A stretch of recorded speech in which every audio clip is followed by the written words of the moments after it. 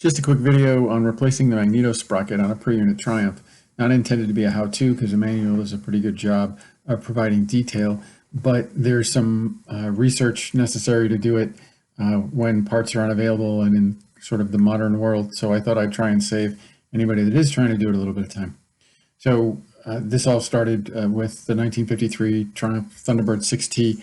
Took it out for a ride on a nice fall day and ended up with it nice and hot running along, and suddenly failing completely. Backfired a little bit of dieseling going on, and then came to a quick halt.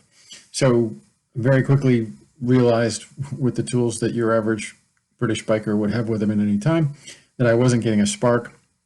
Opened up the points cover and found that the points were moving independent of the shaft. The whole points or timing points unit was rotating independent of the shaft, so I knew we had a problem. It then got the ride of shame back to the shop, and we opened up the timing cover. So in the timing cover, you'll find a fiber sprocket, which I'm sure is there to protect the Magneto from significant damage should it jam or anything. There are theories that it has to do with isolating electrically, but I don't really buy that.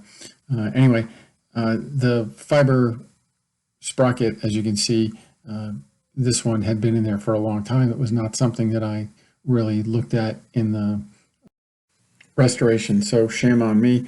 But you do not need a puller to remove the timing unit from a, at least from a 53 6T. That's all I can tell you. It does self-extract.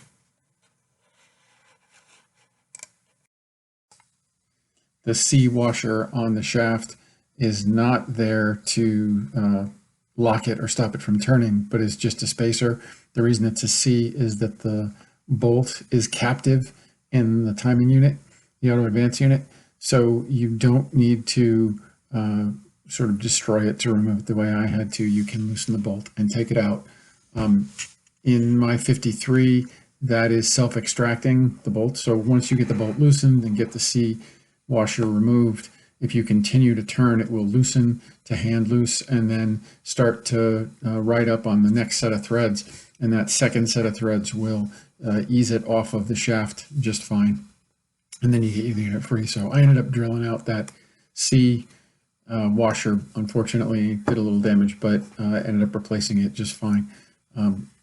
So once I get the thing off, there are a couple of places that I found that you can send the whole unit out and have it rebuilt, but of course I couldn't have that. So the fiber sprocket is a $15 part, not a big deal, but the tricky part is that it's riveted to the auto advance unit. So you have to very carefully drill out the backside of those rivets without damaging the metal parts of the advance unit. And then I took the whole thing through it, all the pieces, disassembled the entire thing, threw the whole thing into the ultrasonic, and then it came out nice and clean and reassembled it. At that point, though, the research into where to get rivets to put it back together again, which is not something I found commonly around, began. They are tapered rivets. So I found these from an aircraft parts dealer. I'll post a link to those at the bottom. I found that the hard rivets were easy enough to work with and made it nice and stable and solid. I basically followed the standard instructions and hit it with an awl in the center each time to start the mushroom spread, and then pounded them out on an anvil. I did at one point put them in a vise and then tighten them in a vise to make sure that I was getting a nice even tight spread on all of them, making sure that I'm only putting pressure on the specific part that I want by buffering that on either side with other pieces of metal. So that did work out fine. If I were doing it again, I would absolutely order the springs, because while you get it apart, I think it's probably a really good idea to replace those springs. I didn't replace them, and it does seem to spring back into place, especially after the ultrasonic, but something that I would certainly recommend while you got the whole thing apart. So the next trick was putting it back on and placing it on the shaft, starting the threading, getting a good timing disc.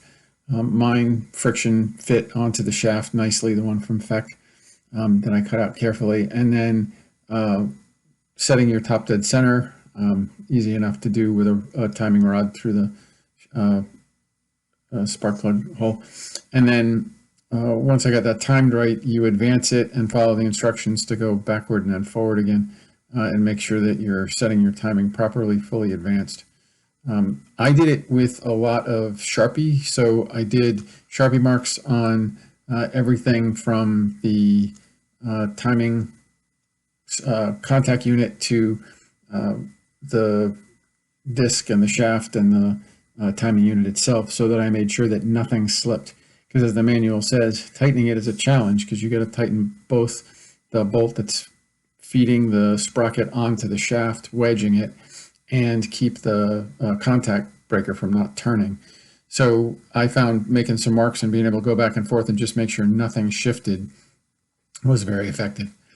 They do make a aluminum component for the sprocket that does not include the auto advance unit. I got enough problems starting old British bikes, so I kind of wanted the auto advance unit in there and wanted it to be able to run original and the way it's supposed to. So I went ahead and did all the work. But I will throw that aluminum one into my bag. Not that I want to be setting the timing out in the field, but at least gives you some option if you're off somewhere and you need to limp home. Not exactly sure how I would time that if I had to, or what it would take on the side of the road to get the timing cover off and get that put into place, but at least you'd have an option if you limped your way to a shop.